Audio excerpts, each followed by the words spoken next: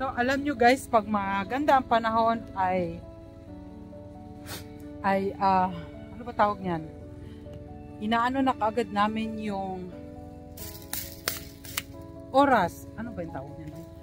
Yung sinasamantala. Ayan.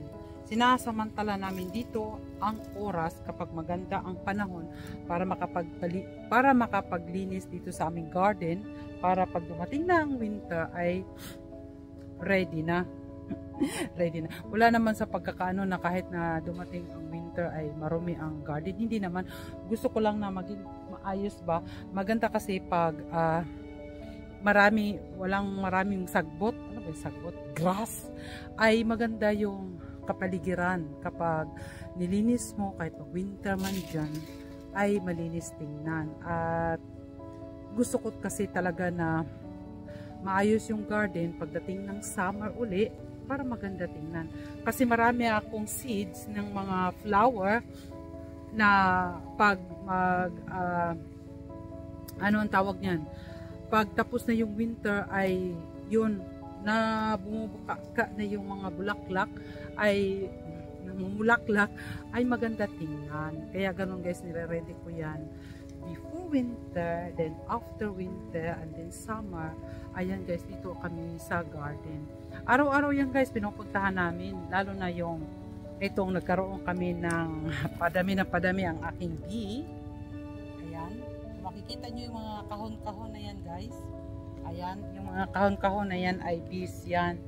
At kaninang umaga, tulad ng inano ko kanina dyan sa aking video, ewan ko kung na-upload hindi pa ata, ay nagkaroon ako na naman ng 2 box ng bees.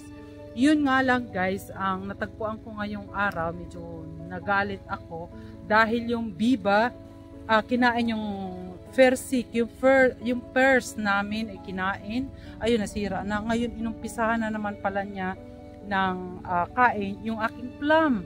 Buti na lang nakita ako uli o nakita ni Hubi, ayun, pinagbalot-balutan na namin. I-ano ko na lang yan, ipalabas ko na lang yan para makita na talagang kinain yung puno. Talagang susubra kong ano, kanina natakot talaga ako na masira yung plum. Kasi ako ang nagtanim niyan almost 17 years na ata o 15 years yun. Tapos yung persik ko 6 years na, ayun, bigla na lang nawala, bigla na lang nasira. Kaya medyo ano ko kaninang umaga nung pumunta ako dito, yung pag nabungad sa iyo yung ganun ba nasisira yung puno. Kasi yung puno, matagal mo yan mapabuhay, matagal mo pa yan mapalaki, tapos nasira man lang. Ako guys, nagdaldal na ako guys. Idire-diretso ko na lang guys ang aking paglilinis sa bakuran ng aking garden para naman ay maayos. At ayun si Woody guys, oh.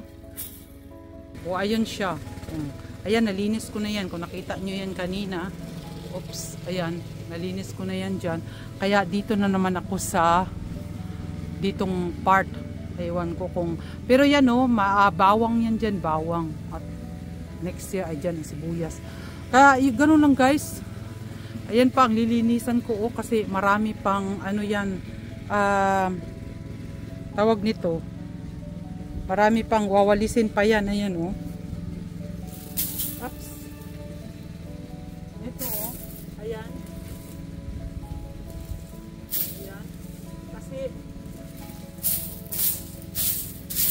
kaya, ayan. Ayoko kasi hindi nakikita yung boundary ng mga bato, kaya lilinisan ko. So magbababay na ako para matapos ang aking trabaho. Bye bye.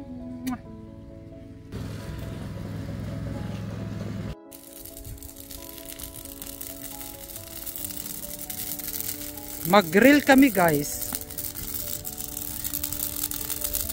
Yan, wag maglaro sa apoy. Pag pinasok mo ang apoy, masusunog ka. Kaya pag maglaro ka ng apoy, labas ka agad. Para hindi masunog ang kabuuan. Delikado, delikado. May paso man ay ay, Ginoo ko, ano ba yung pinagsasabi ko? Ay, ayan na, pagmasdan nyo na lang yung ano, kasi mag-grill kami ngayon dito sa garden. Kasi tumawag yung mga bata at mga anak. Saan daw kami? Sabi ko, nandito kami sa garden, naglilinis. So, punta daw sila dito at mag-grill daw. Ayan. So, i-ready na namin dahil nakapaglinis naman. At ayan ako. Hindi pa tapos.